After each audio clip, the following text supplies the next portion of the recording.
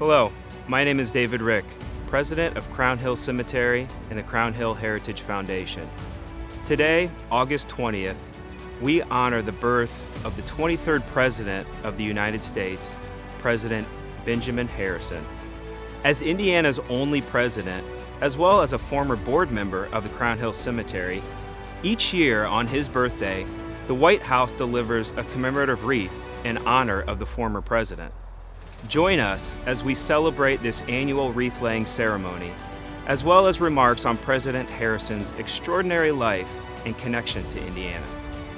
Distinguished guests, ladies and gentlemen, it is my honor to serve as the official representative of President Joseph R. Biden Jr. in celebrating the life and legacy of the 23rd President of the United States and a citizen of the great state of Indiana, Benjamin Harrison. Born in North Bend, Ohio, on his grandfather's farm, on August 20th, 1833, Benjamin Harrison is the grandson of the 9th President of the United States, William Henry Harrison, and the great-grandson of Ben Harrison V, an original signee of the Declaration of Independence. As a military officer, what struck me the most about President Harrison is his military service during the Civil War. He served as a commander then and rose to the rank of Brigadier General in 1865, participating in Sherman's Atlanta campaign. Following the war, Harrison returned to Indianapolis and resumed his prominent law career. He assisted on national-level cases and continued to rise in prominence among the Indiana Republican Party. He was elected a United States Senator in 1880 and served on various committees during his term from 1881 to 1887, and was a champion of veterans and education reform. After a contentious nomination process, Harrison emerged as the Republican nominee and went on to defeat incumbent President Grover Cleveland. Once in office, Harrison focused on expanding the nation's territory by adding 6 states to the Union, the most of any president. President Harrison also saw the importance of preserving land. He signed the bill to create Yosemite, Sequoia, and General Grant National Parks in 1890. Remembering and paying tribute to our nation's past is an important part of preparing for our nation's future. The laying of a wreath is a noble and heartfelt tribute. Arlington National Cemetery states, the gift of flowers at a memorial site is a ritual that occurs around the world and is understood in every culture. The wreath symbolizes both the beauty and the brevity of life and evokes memories of other days. Now we stand and pay tribute on a day set aside to honor a man who devoted his entire life to the growth of our nation. The Army Reserve is proud that our local installation bears his name and that it has become a part of the rich legacy of public service that President Harrison bequeathed to the American people and to the great state of Indiana.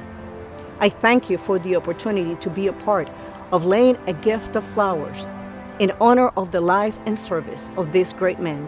And as President Joe Biden's representative, I thank each of you for taking the time to share in this tribute.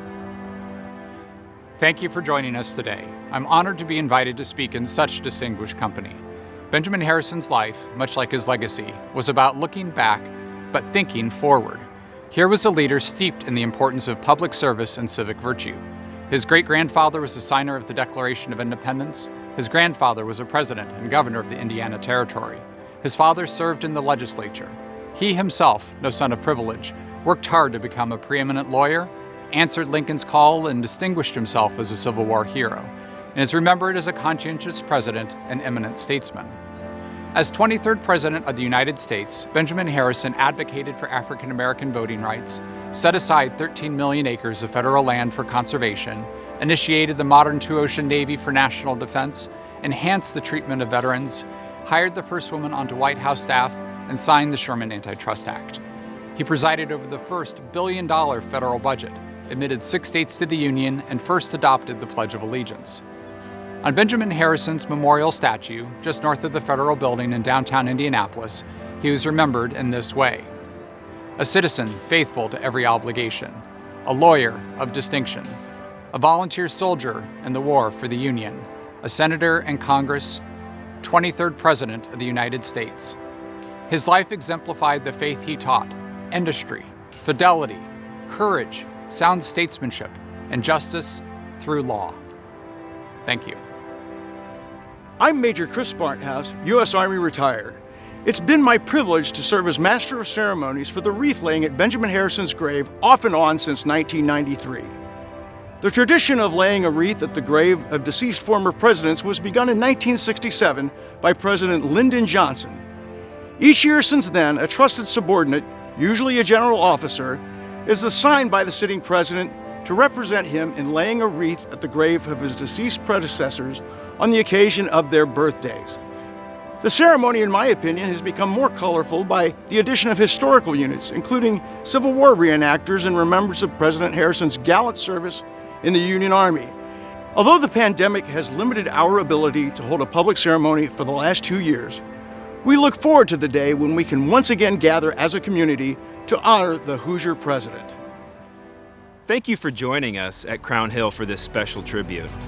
For more information on President Harrison and ways to discover, explore, and experience Crown Hill, please visit our website, crownhillhf.org. Finally, I'll leave you with a quote from President Harrison himself: "Great lives do not go out, they go on." Thank you.